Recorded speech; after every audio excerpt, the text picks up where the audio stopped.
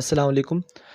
आज हम drug absorption की एक टाइप एंडोसाइटोसिस और एक्ज़ोसाइटोसिस के बारे में जानेंगे। इससे पहले हमने पढ़ा था कि ड्रग एब्ज़ॉर्प्शन क्या होता है। ड्रग एब्ज़ॉर्प्शन ये होता है कि साइट ऑफ एडमिनिस्ट्रेशन से ब्लड स्ट्रीम के अंदर जो है वो मेडिसिन का जाना, ड्रग का जाना इज़ कॉल्ड ड्रग एब्ज़ॉर्प्शन। उसके बाद हमने टाइप्स पढ़ी थी एक्टिव ट्रांसपोर्ट, पैसिव ट्रांसपोर्ट या पैसिव डिफ्यूजन।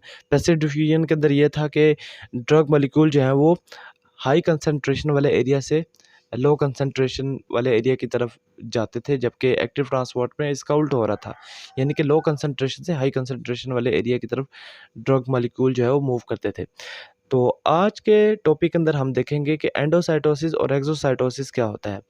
एंडोसाइटोसिस और एक्सोसाइटोसिस ऐसे मॉलिक्यूल के लिए होते हैं जो कि बहुत बड़े होते हैं, एक्सेप्शनली लार्ज साइज़ होता है उनका मॉलिक्यूल्स का। तो उनकी मूवमेंट सेल मेम्ब्रेन के अंदर कैसे होती है, तो उसको हम कहते हैं एंडोसाइटोसिस और एक्सोसाइटोसिस। एंडोसाइटोसिस ऐसा प्रोसेस है जिसके अंदर जो है सेल मेम्ब्रेन क्या करती है, ड्रग मॉलिक्यूल को इनगल्फ करती है। जैसे कि किसी भी चीज़ को कोई चीज़ खा जाती है, तो उस तरीके से इनगल्फ करती है, ठीक है। बिल्कुल इस तरीके से जैसे कि आप वो बचपन में गेम खेलते थे कि एक वो मतलब कि एक सर्कल सा होता था, वो एक कार्टून सा बना होता था और वो दाने खाता था, ठीक है। तो इसे कहते हैं इनगल्फ करना, ठीक है। तो engulf engulfment of drug molecule by cell membrane is called endocytosis.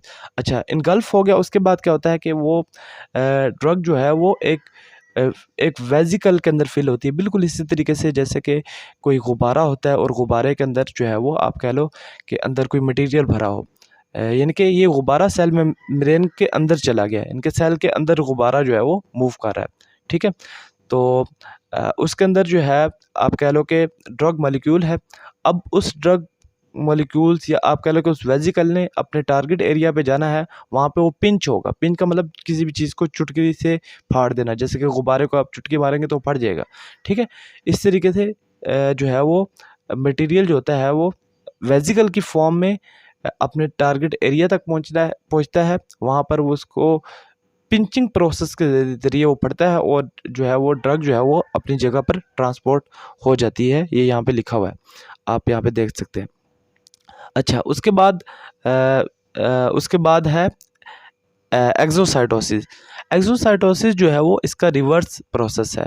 Endocytosis के अंदर क्या था कि मटेरियल जो है वो वेसिकल की फॉर्म के अंदर जो है वो सेल के अंदर मूव कर रहा था, सेल मेम्ब्रेन को क्रॉस करके अंदर की तरफ जा रहा था और अपने टारगेट एरिया पर ड्रग पहुंची थी।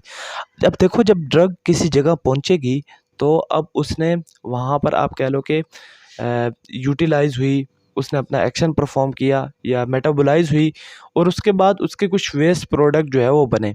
अब वो वेस्ट प्रोडक्ट क्या क्या होगा कि वो आप कह लो कि सेल से बाहर की तरफ मूव करना है उन्होंने, लेकिन वो किसी ऐसे ओपनली नहीं जा सकते, तो दोबारा एक वेसिकल जो है वो बनेगा। आप कह लो कि वो गुब्बारा नुमा साख जो है वो दोबारा बनेगी, जिसके अंदर जो है वेस्ट मटेरियल जो है पैक होंगे, ठीक है। अब वो सेल मेम्ब्रेन सॉरी सेल से बाहर की तरफ मूव करेगा, ठीक है। और अल्टीमेट जो है वो सेल मेम्ब्रेन को क्रॉस करता हुआ अल्टीमेट उसने बाहर ही जाना है, ठीक है। This is called exocytosis. तो मैं मतलब इसको आप कह लो कि समराइज़ करता हूँ।